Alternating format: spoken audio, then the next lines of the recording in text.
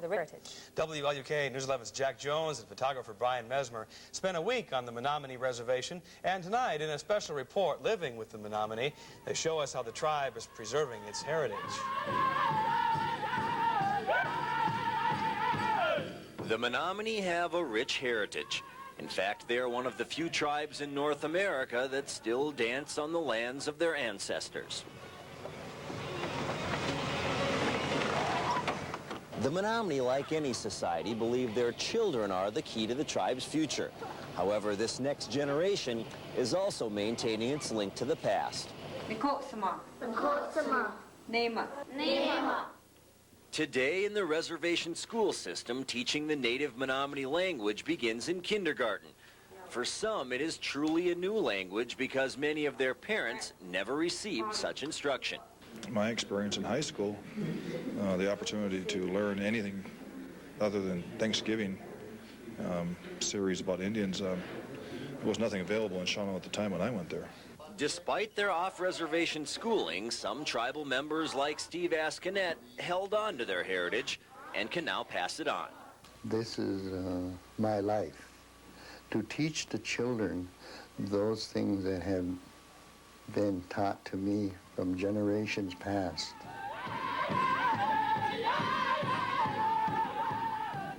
At the high school level, traditional language, music, dance, and art are offered as electives. It gives us a knowledge of our people and why we're here or how we got here and stuff, and I think that's important for us as a people to know our history. However, not every Menominee student is interested. I'm just mostly interested in all the business classes they have here. So you don't feel you missed out on that at all? No. Yet for dancer and cultural language teacher Becky Mack, seeing the rebirth of traditional Menominee teachings is all important. We have our land, which is part of us, and then the other thing that's left is the language. We have to preserve what's left. There isn't much left. On the Menominee Reservation, Jack Jones, WLUK News 11. Tomorrow night, Jack will show us two events of Menominee history that are very important to the tribe. That's termination and restoration. And coming up next on News 11 at 5, John Chendick checks back in with a cloudy forecast. And Jack Jones shows us two important events in the tribe's history. Jack and photographer Brian Mesmer spent a week living with the Menominee, and tonight they show us how termination and restoration have affected the tribe's reservation. In 1954, the U.S. government decided it would undertake an experiment in Indian self-management called termination. 7 years later, the Menominee were terminated, losing their reservation status and all government supervision and funding. To fully appreciate the effect termination had on the tribe, imagine for a moment what would happen to your community if the tax base that finances your schools, medical, and social services was suddenly removed. The tribe did not have a tax base, and that left them kind of like putting out, I guess, someone, a young child out on the street and telling them to take care of themselves without any resources. The United States seemed to me set the government up, set the tribe up for failure. Under termination, each tribal member became a shareholder in a new corporation which managed the Menominee sawmill and other assets. However, those not employed were forced to sell their shares to satisfy the new burden of property taxes. We became subject to all of the Wisconsin statutes then, and the county had assessed a tax on them, and their inability to pay the tax, they went through the foreclosure process. The tribe was forced to sell some of its land to non-Indians to bolster the tax base. The result, these resort homes on Legend Lake, a symbol today of termination. Those land sales and an overall cultural collapse prompted protests. And finally, in 1973, the U.S. government agreed termination was a failure. Reservation status was restored, and the rebuilding began. Reestablish all of the services to the Menominee tribe that was lost as a result of termination. That would mean setting up basic social service type programs such as education, health, welfare. Along with that, we had to develop a constitution and bylaws under which the tribe would operate. Much of what you see on the reservation today is the impressive result of 17 years of hard work by a people now looking to the future. We've now been able to become conversant in legislation, litigation, as well as what we need to do to progress to make a better quality of life for our children and their children yet to come.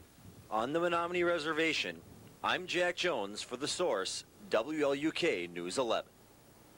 And tomorrow night, Jack will show us how the tribe is working on the problems of alcohol and drug abuse on the reservation. Up next on News 11 at 5. Instructional either, probably. Well, Jones takes us to the land the tribe calls home.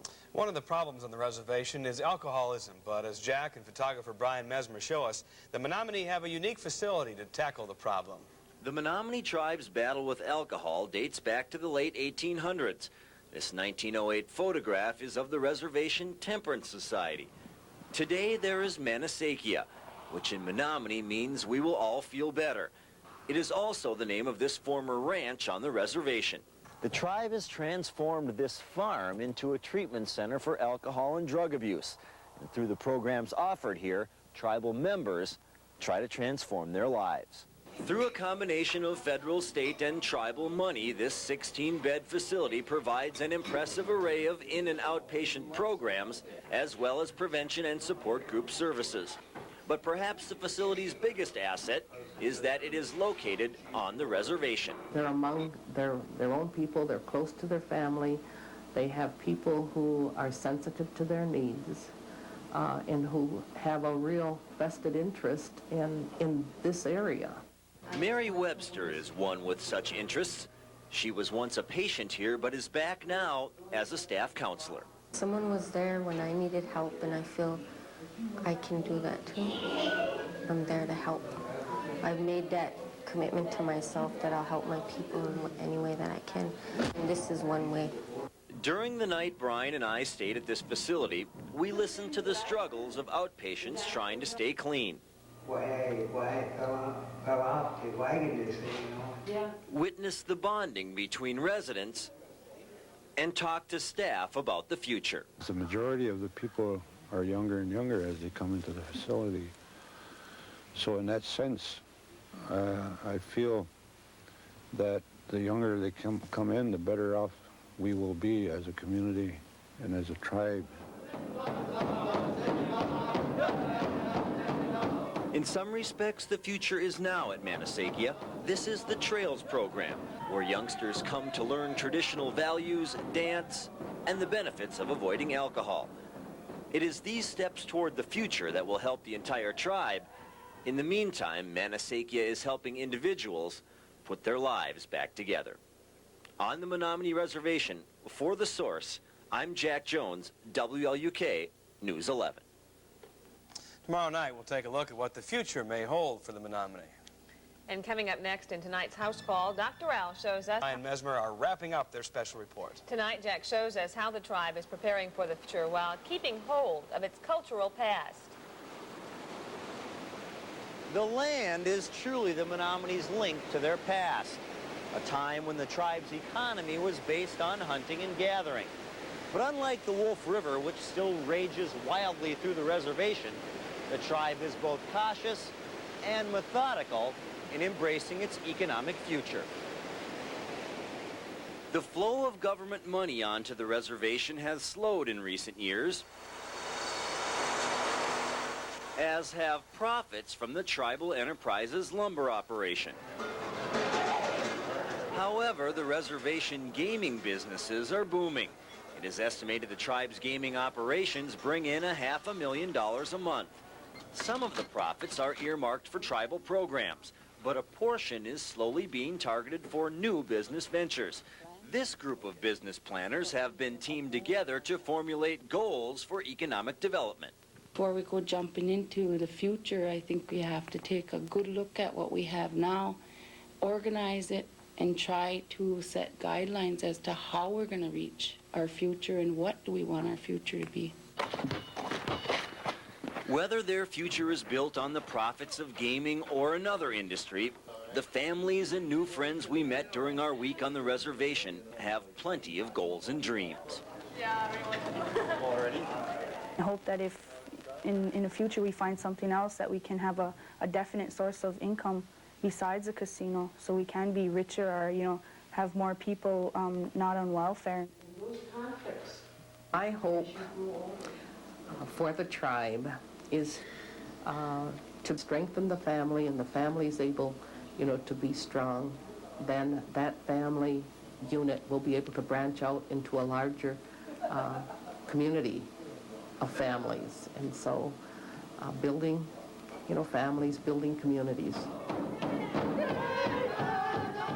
That there be more harmony, love, and understanding for one another.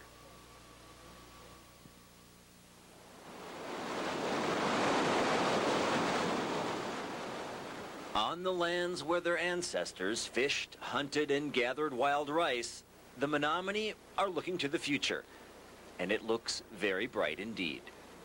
Jack Jones, for The Source, WLUK News 11. Their ancestors would be proud. Yeah, I think so. I think we've all learned something this past week as well. Coming up next on News 11.